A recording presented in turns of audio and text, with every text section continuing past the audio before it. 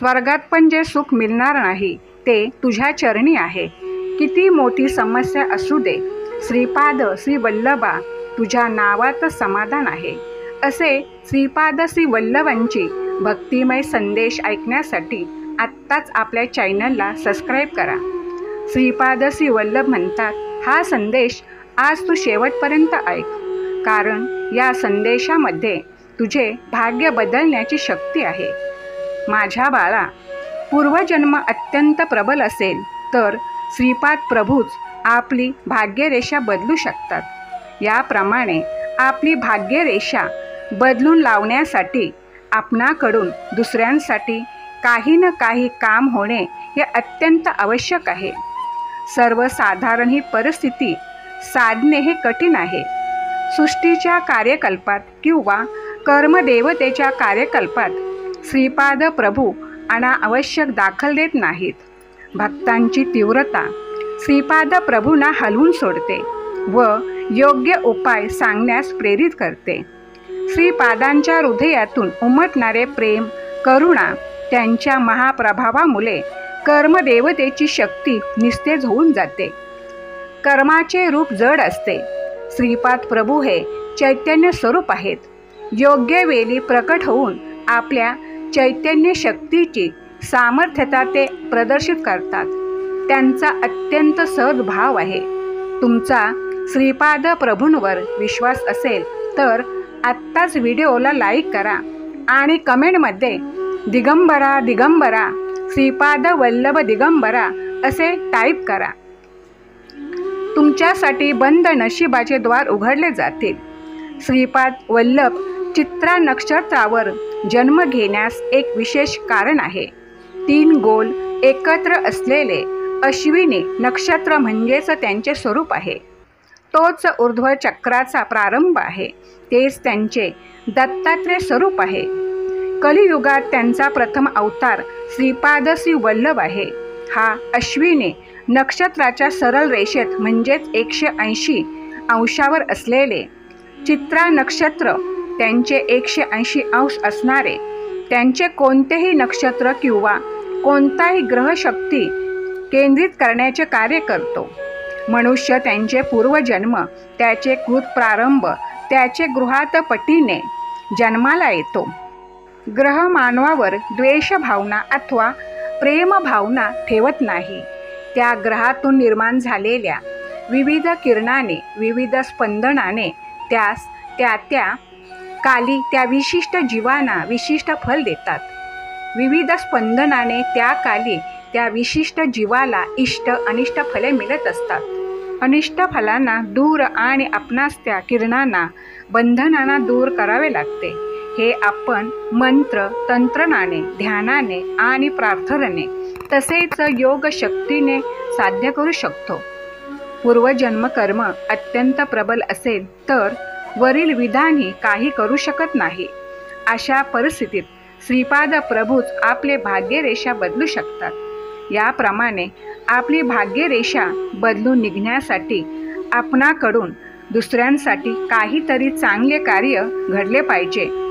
तुम्हाला श्रीपाद वल्लभांचे म्हणणे पटत असल्यास कमेंटमध्ये होय, माझ्याकडून चांगले कार्य घडले जाईल असे टाईप करा. मरतेवेळी ज्या संकल्पपणे प्राणत्याग होतो त्याला अनुसरून त्याला दुसरा जन्म मिळतो. या जगातील लोकांनी संकल्प रूपाने पापकर्म केल्यास पापाचे फल प्राप्त होते आणि संकल्पाने पुण्यकर्म केल्यास पुण्यकर्माचे फल प्राप्त होते. ज्या ठिकाणी त्यांचे नामस्मरण, भजन, कीर्तन होते त्या ठिकाणी श्रीपाद प्रभू सूक्ष्म रूपाने संचार करत असतात. हे अक्षर सत्य आहे. म्हणून कमेंटमध्ये श्रीपाद श्री वल्लभांचा जय जयकार असो असे टाईप करा. भाजलेल्या बियांची पुनरअंकुरित न होणे हा सृष्टीचा धर्म आहे.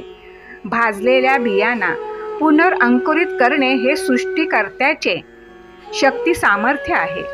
श्रीपाद श्री वल्लभ म्हणतात, मी श्री दत्त आहे. कोट्यान कोटी ब्रह्मांडात व्याप्त असलेली एकमेव तत्व ही मीच आहे. दिग हेच वस्त्र म्हणून दिगंबर आहे. जे कोणी त्रिकार शुद्धीने दत्त दिगंबरा, श्रीपाद वल्लभ दिगंबरा, नृसिंह सरस्वती दिगंबरा म्हणून भजन कीर्तन करतात, तेथे मी सूक्ष्म रूपाने वास करतो. सत्पुरुषास, योगी पुरुषास दानधर्म केल्याने दैवी कृपेमुळे पापकर्माचा क्षय होतो, तेथे मी सूक्ष्म रूपाने वास करतो. अवतारी पुरुष जन्माला यायचं म्हणजे त्या वंशात पूर्वीच्या 80 पिढ्यांनी पुण्यसंचय केलेला असतो. तसेच अवतारी पुरुषांचे गुरु होणाऱ्या व्यक्तीचा हा वंश परमपवित्रवान असायला लागतो. या सृष्टीमध्ये प्रत्येकजण हा सेवकच असतो.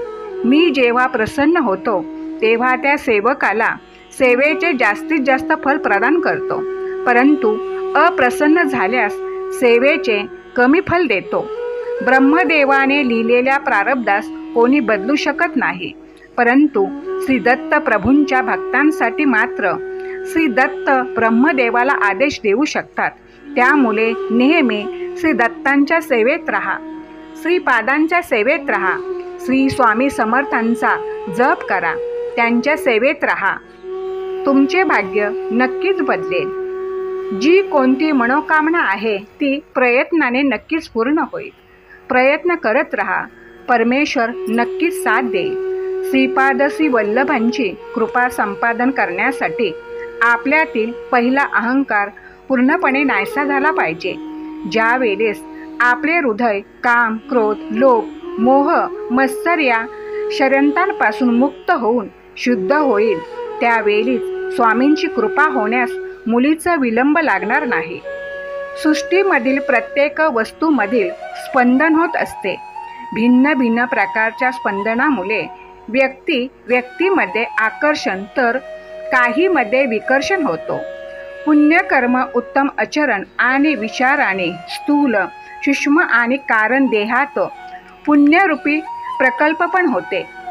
तुम्ही पृथ्वीवर असताना दानधर्म केले असेल तर एका दानासाठी 1000 दाणे आमच्याकडून मिळाले असते, परंतु तुम्ही कोणाला काही दान दिले नाही, म्हणून तुम्हाला आम्ही काही देऊ शकत नाही. आमच्याकडून काही हवे असेल तर पहिला सत्कर्म करा, दानधर्म करा, गरिबांची सेवा करा. तुझ्या हातून जेव्हा सत्कर्म घडतील तेव्हा आम्ही तुला काही खूप मदत करू.